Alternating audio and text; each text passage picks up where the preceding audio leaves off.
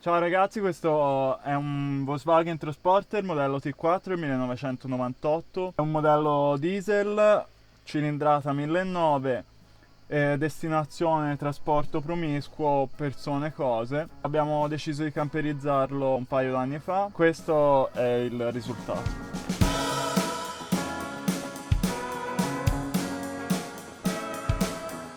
Lo spazio nella cabina sono circa 4 metri quadrati, quindi 2 metri e mezzo di lunghezza per 1,6 metro di larghezza. Il soffitto arriva a 1,4 m. Tolti tutti i sedili posteriori avevamo a disposizione quindi tanti punti di aggancio rimasti qui sul pavimento e sulle pareti dove venivano sistemate le cinture di sicurezza. Il nostro progetto si è ispirato in parte ad altri progetti già realizzati da altre persone, ma in definitiva abbiamo integrato altre idee delle nostre per avere una nostra versione. Non volevamo stravolgere gli interni del furgoncino, quindi non abbiamo utilizzato nessun rivestimento particolare, abbiamo lasciato le finestre a vista in maniera che potesse entrare un po' di luce. Inoltre abbiamo preferito usare materiale di riciclo, quindi legno ricavato da vecchi mobili o comunque anche oggetti usati. Per camperizzare il furgone sono stati necessari circa 4 mesi, 1 mese per la progettazione e 3 mesi per la realizzazione pratica. Abbiamo pensato e disegnato i mobiletti, ma non calcolato le misure nei dettagli, quindi diciamo che c'è stato bisogno di aggiungere altro tempo, passato proprio qui dietro a congetturare la maniera per arrivare dal disegno al mobile finito. Prima di tutto, dopo aver tolto i sedili posteriori, la prima cosa che abbiamo fatto è stato realizzare una sorta di isolamento parziale. Abbiamo rimosso i pannelli di legno che rivestono tutte le pareti interne del furgone e abbiamo inserito dentro gli interstizi fra i pannelli e la carrozzeria dei pannelli di lana di vetro a 5 cm di spessore, tutti ritagliati in maniera da entrare perfettamente lì dentro. Nel controsoffitto invece abbiamo inserito dei pannelli di polistirene espanso. Per quanto riguarda i finestrini invece abbiamo realizzato a mano dei parasole che non hanno funzionato molto bene e quindi abbiamo deciso di comprarli. Il primo mobile che abbiamo realizzato è stata la cucina, che misura 160 cm in larghezza, 80 cm in altezza e 40 cm di profondità. Per progettare la cucina dovevamo capire di che cosa avevamo bisogno, quindi avevamo bisogno di poter cucinare sia al chiuso che all'aperto, aver facile accesso alla bombola del gas e alle taniche dell'acqua e terzo, dovevamo tenere nascosto il quadro elettrico. Quindi questo ci ha permesso di suddividere gli spazi, quindi fornello, gas e acqua sulla destra vicino al portellone, quadro elettrico più distante dal portellone, quindi sulla sinistra, e al centro rimaneva quindi lo spazio per mettere il lavello e il frigorifero. Qui sotto troviamo il fornello, è un classico fornello da campeggio a 2 fuochi. Lo abbiamo sistemato su questo ripiano estraibile con guida a estrazione totale. Il ripiano può venire in fuori in maniera che possiamo cucinare all'aperto. Accendiamo il fuoco e cuciniamo. Ci sono 4 piedini sotto il fornello che si incastrano perfettamente all'interno di questi 2 listelli di legno in maniera che non si muova durante il viaggio. Possiamo riportare dentro il fornello se vogliamo cucinare all'interno. Questo ripiano si può rimuovere perché è tenuto fisso da questi puntali in metallo che si inseriscono in questi 2 fori del ripiano. Il ripiano si solleva e in pratica lo infiliamo qui sotto il fornello, quindi praticamente è un ripiano a scomparsa. Per quanto riguarda il tubo del gas, lo abbiamo fatto passare sotto il fornello, da qui passa dietro il mobile e si ricollega qui sotto alla bombola del gas. Questo scomparto in pratica l'abbiamo dedicato alla bombola del gas e alle 2 taniche dell'acqua, sulla destra acque chiare, sulla sinistra acque grigie. Per tenere nascosto bombola e taniche abbiamo realizzato questa tendina a partire da un sacco di juta rivestito dentro da un tessuto nero, ripiegato su se stesso e cucita. In pratica forma queste 3 tasche dove teniamo mestoli, detersivo, sacchettini vari. Qui teniamo anche l'asciughino. Questa tendina è appesa a un tubo di alluminio. In pratica si inserisce lateralmente in questi due fori. Questa coppiglia in pratica serve a essere inserita in questi fori e mantiene il tubo in posizione senza che si possa sganciare. Nella tanica delle acque chiare abbiamo una pompa elettrica 12 volt. Questo è il cavo di alimentazione, mentre questo è il tubo di raccolta dell'acqua. Il cavo di alimentazione in pratica esce da questo tappo, corre qui dietro il mobile della cucina, scende giù e arriva all'interruttore. Poi il cavo risale su e si ricongiunge a un regolatore di tensione. A che serve il regolatore di tensione? Serve in pratica a regolare il flusso d'acqua. Quindi basta accendere l'acqua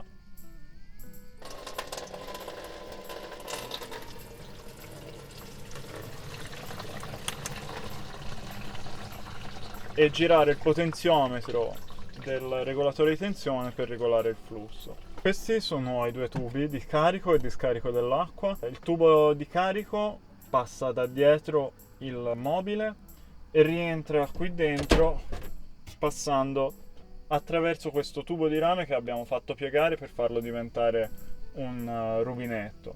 Quindi l'acqua poi finisce dentro il lavandino, passa dalla piletta e da lì nel tubo di scarico ripassa qui dietro il mobile per andare a scaricare dentro la tanica delle acque grigie. Per trovare un lavello che facesse al caso nostro abbiamo trovato questo tegame di alluminio. In pratica ci è bastato forare il fondo del tegame per inserire la piletta e poi abbiamo fatto un grande foro nel ripiano dove abbiamo incastrato il lavello. Il lavello è semplicemente appoggiato in maniera che possa essere rimosso facilmente, così possiamo pulire il tubo di scarico. La particolarità di questa piletta è che è una piletta Osculati, che è una ditta che si occupa di materiale nautico, non si trova quindi nei normali reparti di idraulica, è a 90 gradi ed è alta appena 2,5 cm. Questo ci ha permesso, nel momento in cui appoggiamo il lavello, di non dover forare il ripiano sottostante per far passare il tubo di scarico. Sotto il lavello si trova un ripiano dove teniamo piatti, padelle, pentole, la caffettiera, insomma tutto quello che ci serve per cucinare. Si chiude con questo sportello a ribalta. Per inserire il pannello di plexiglass non avevamo una fresa per le scanalature e quindi abbiamo utilizzato una sega circolare. Ha una chiusura magnetica e si chiude così. Sotto il ripiano troviamo il frigorifero insieme al tagliere. Siccome il frigorifero ha uno sportello che si apre verso l'alto, abbiamo dovuto realizzare un cassetto per poterlo aprire. Il cassetto viene tenuto fermo da questo gancino che si infila nell'anellino per non aprirsi durante il viaggio. Quindi apriamo il frigorifero. Lo sportello rivolto verso l'alto aiuta in pratica il freddo a rimanere dentro il frigorifero rispetto agli sportelli che si aprono frontalmente. È un frigorifero da 40 litri, quindi riesce a contenere il necessario per 4-5 giorni di viaggio. L'assorbimento è 4 ampere e il compressore entra in funzione diciamo ogni 2 o 3 minuti quando la temperatura esterna è molto alta, oppure di notte quando rinfresca anche ogni 15-20 minuti. Ai lati troviamo questi 3 mobiletti. La profondità è di circa 20 cm e i 20 cm sono stati dettati in pratica dalla larghezza del letto. Abbiamo deciso che il letto non poteva essere più piccolo di 120 cm, quindi quello che rimaneva ai lati era 20 cm per parte. Inoltre questi 2 mobiletti potevano anche essere un mobiletto unico, ma per facilitare il montaggio abbiamo deciso di dividerli in 2. Oltretutto l'altezza del mobiletto non doveva superare quella del finestrino per permettere alla luce di entrare. Questo primo mobiletto qui ci serve come tavolo per ogni volta che vogliamo mangiare all'interno o avere un piano di lavoro. Basta sollevare quest'anta a ribalta, le cerniere si bloccano e il tavolo rimane in posizione. A questo punto uno di noi si siede qui su questo lato del letto e l'altro utilizza questa seggiola pieghevole che in pratica teniamo sempre lì sotto al mobile. Sotto è diviso in due sezioni, una per le cose che utilizziamo di più, quindi olio, posate, sale, pepe, spezie varie. Sopra invece teniamo le cose che usiamo più di rado, candeggina, Scottex e l'inverter. L'inverter è avvitato al fondo del mobiletto, non ci serve quasi mai raggiungerlo perché c'ha a disposizione una presa per la 220 qui a sinistra e un interruttore qui sulla destra che lo attiva. Per quanto riguarda questi due mobiletti laterali, sono abbastanza simili l'uno all'altro, tranne che questo di destra è un pochino più lungo, quindi questo ci ha permesso di creare 3 scomparti diversi invece che 2. Il problema più grande che abbiamo dovuto affrontare è stato trovare una maniera per riuscire a sfruttare lo spazio vuoto che c'è qui sotto i cassetti tra il letto e la parete del furgone. È tanto spazio e sarebbe rimasto inutilizzato se non avessimo scelto di rendere questi cassetti completamente estraibili e lo spazio accessibile quindi da sopra. Per quanto riguarda il mobile di sinistra abbiamo deciso di lasciare i cassetti scoperti per avere facile accesso dentro, dove teniamo libri, carta igienica, cassina Bluetooth, anti-zanzare, insomma. Sotto invece teniamo medicinali, un'altra zanzariera, scacchi, Scottex, insomma roba che ci serve più di rado. Qui in pratica ci rimanevano una quindicina di centimetri per far entrare la presa elettrica della 220. La presa elettrica in pratica si collega con un cavo che passa dietro l'armadio e rientra dentro collegandosi all'inverter. Per quanto riguarda invece questo mobiletto qui, questo invece ha i cassetti coperti. Qui teniamo tutto il materiale che ci serve per il bagno, mentre sotto teniamo birre, cibo a lunga scadenza, insomma. Al terzo scomparto invece si accede da davanti tramite quest'antina con chiusura magnetica. Qui teniamo tutta la roba per la colazione, quindi caffè, tè, in maniera che se c'è il letto aperto la mattina possiamo tirare direttamente fuori il fornello, caffè, caffettiera. Qui sotto invece c'è un cestino a ribalta che si apre in questa maniera qui. In pratica il bordo posteriore del cestino appoggia sul bordo dell'anta e non gli permette di uscire del tutto. Se invece dobbiamo togliere la spazzatura, apriamo l'antina, togliamo il sacchetto pieno e poi ritorna bene. Questo lo possiamo definire divano letto perché in pratica lo possiamo tenere da chiuso di giorno per stendersi col suo schienale, come seduta per mangiare, mentre di notte lo teniamo aperto per dormire. Il letto è lungo 190 cm da aperto, da chiuso poco più di 1 metro e largo 120 cm. In pratica è composto da 2 pezzi separati che si incastrano l'uno dentro l'altro come se fossero 2 pettini. C'è una parte fissa che è ancorata al pavimento del furgone, dispone di 4 zampe angolari. La parte mobile invece ha soltanto 2 zampe davanti che fanno da appoggio per quando è in posizione aperta, mentre dietro c'è questa traversa di legno che in pratica scorre su 2 guide laterali. Per chiudere basta sollevare qui, la traversa scorre sui binari e torna in posizione chiusa. Le doghe sono state ricavate da delle perline da rivestimento di legno. La perlina in pratica è stata tagliata a metà e poi un'altra volta per il lungo, in maniera che da ogni perlina abbiamo ricavato 4 doghe. Fra ciascuna doga c'è giusto lo spazio necessario per permettere lo scorrimento agevole. All'inizio pensavamo che questo spazio vuoto fra le doghe fosse troppo grande e mettesse a rischio la solidità del letto, poi alla fine con i materassi sopra abbiamo visto che il peso si distribuiva uniformemente e non c'era nessun pericolo. Il materasso, come vedete, è anche questo composto da 2 pezzi. l'abbiamo dovuto ordinare. Il coprimaterasso abbiamo trovato un tutorial, l'abbiamo realizzato da noi, cucito a macchina. In pratica quando dobbiamo chiudere il letto, questo materasso va a infilarsi qui dietro fra il letto e il portellone, e questo elastico ha il compito di tenere in piedi il materasso senza che cada. Invece questo lo spingiamo in giù e il letto va a chiudersi in questa maniera qua. Il letto è alto circa 40 cm, questo ci lascia tanto spazio per riporre altra roba. Per convenienza abbiamo deciso di suddividere lo spazio in 2 sezioni separate tramite una parete divisoria in mezzo. Si accede con questi cassetti, 2 cassettoni grandi in cui riponiamo i nostri vestiti. Si estraggono con queste guide a estrazione totale, si chiudono tramite chiusure magnetiche che abbiamo messo fra i cassetti e la parete divisoria. Poi ci siamo resi conto che queste chiusure magnetiche non sarebbero bastate, soprattutto quando il furgone frena. Abbiamo ideato questo sistema di chiusura che in pratica prevede una staffa L avvitata sulla parte fissa del letto, si protende sulla parte mobile del letto e inserendo un chiodo in questo foro andiamo a bloccare quindi la parte mobile del letto che si ancora quindi a quella fissa. In questa maniera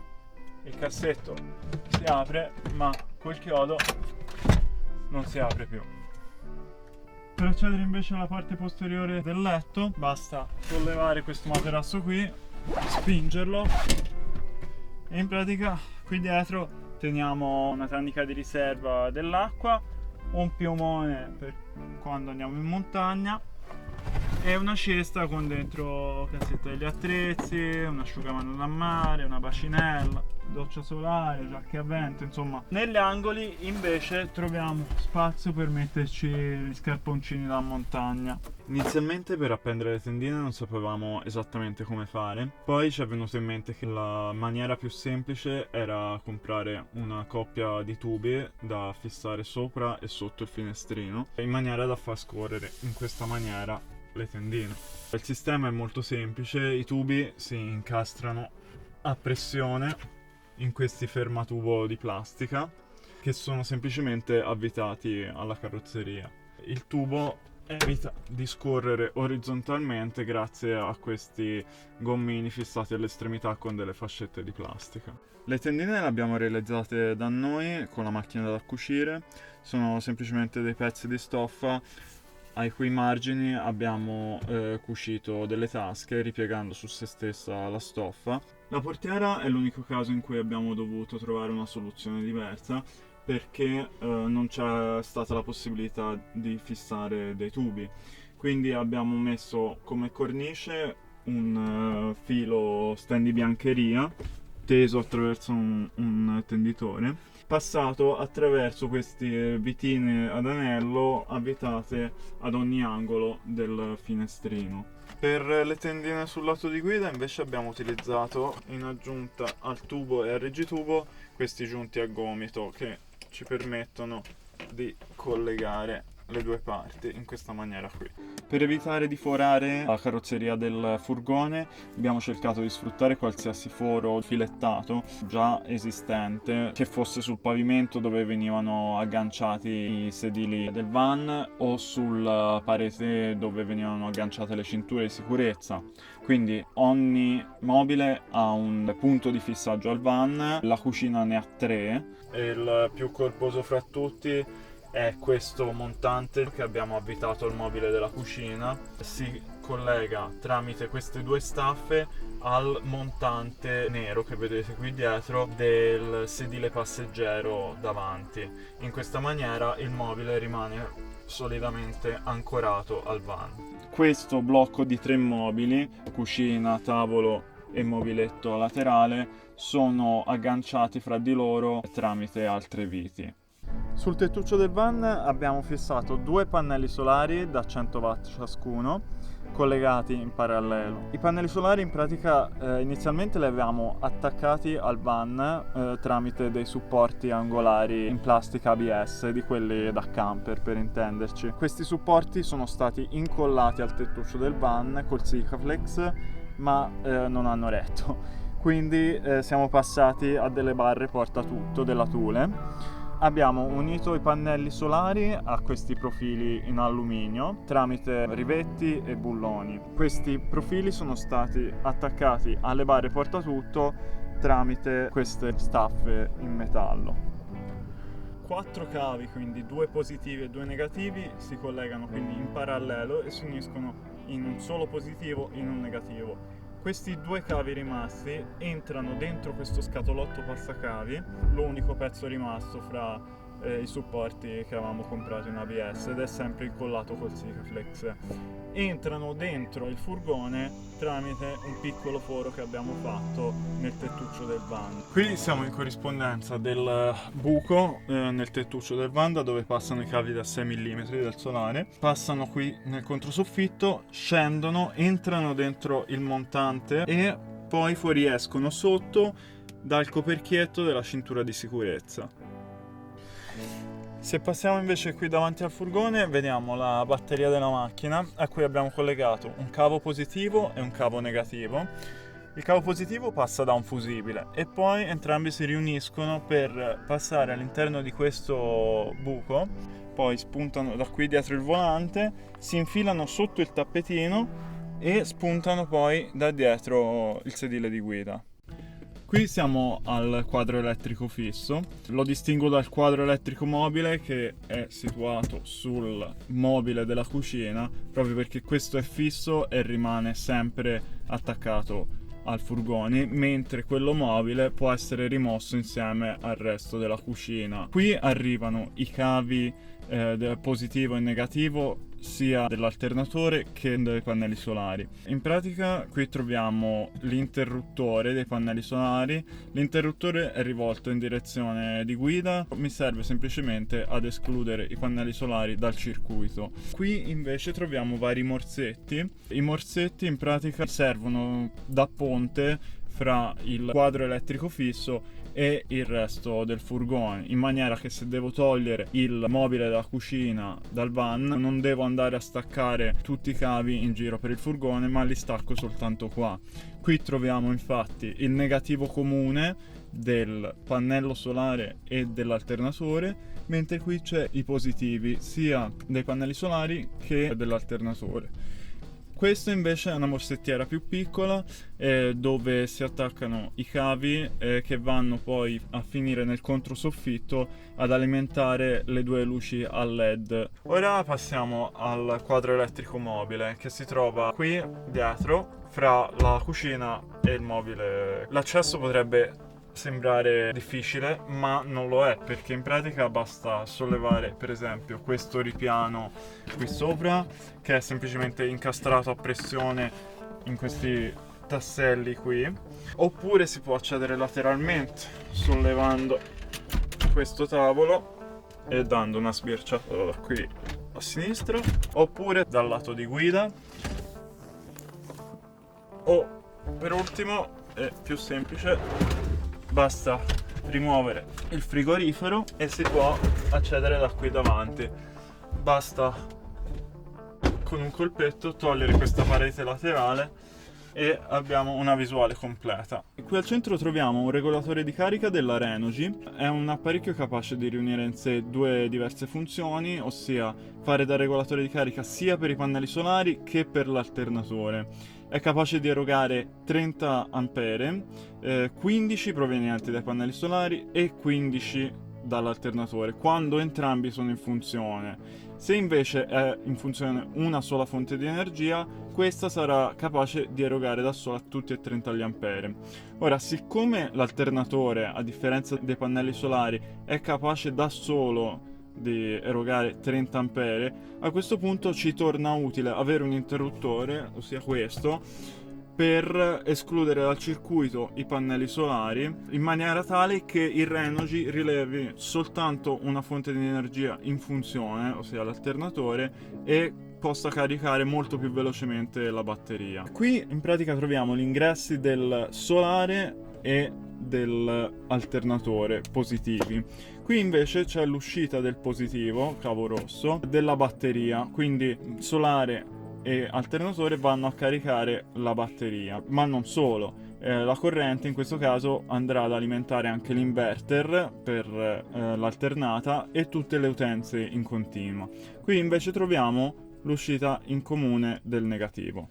Qui troviamo le morsettiere, positivi in alto e negativi in basso. Le morsettiere in pratica fanno come da stazione di smistamento per l'energia elettrica e ad esse sono collegate quindi la batteria a servizi, il regolatore di carica, il pannellino fusibili per le utenze a 12 volt e l'inverter per la corrente alternata. Ogni positivo ha il suo fusibile, quindi abbiamo il fusibile da 60 A per il pannellino fusibili, da 40 A per il regolatore di carica e da 150 A per la batteria servizi, mentre l'inverter ne ha già uno integrato. Il cavo della batteria passa dal fusibile, poi passa da uno staccabatterie bello resistente, perché comunque deve essere capace di sopportare 150 A di corrente.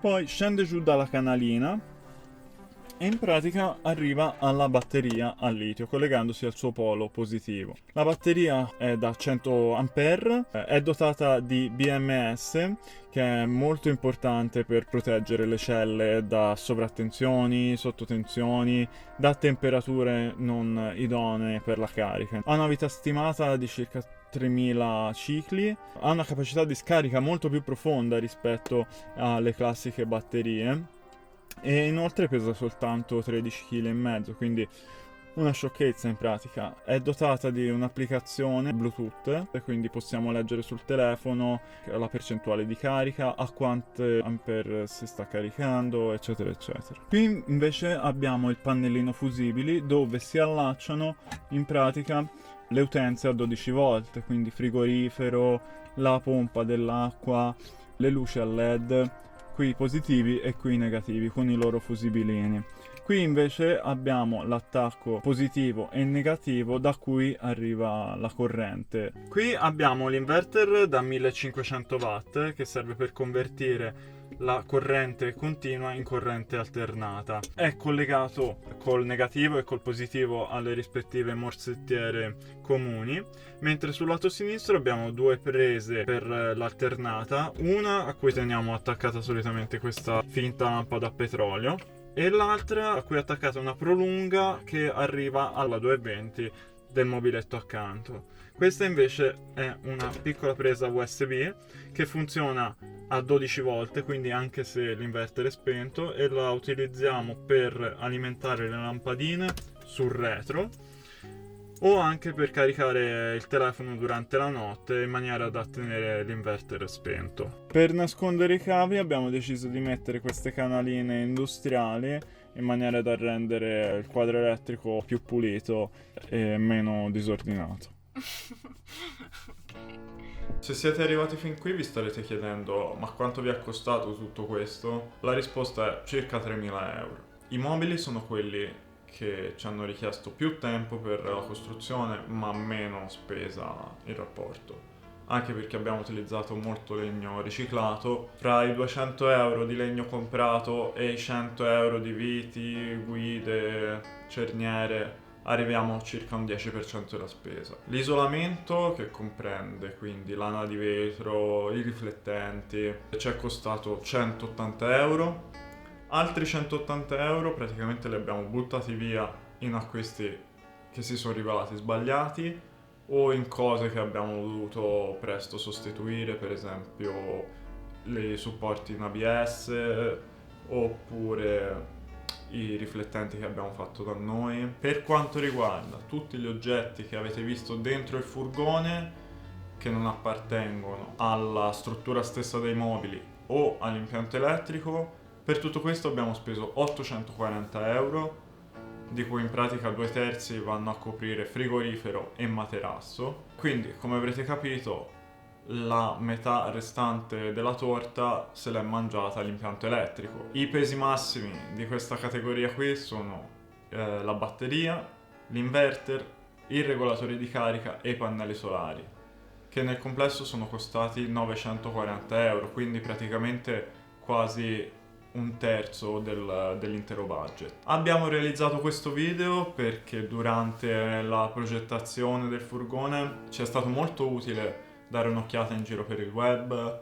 e prendere ispirazione qui e là. Quindi abbiamo pensato fosse giusto ritornare il favore. Spero che anche a voi sia tornato utile. Se avete commenti, curiosità, scriveteci pure. E ciao!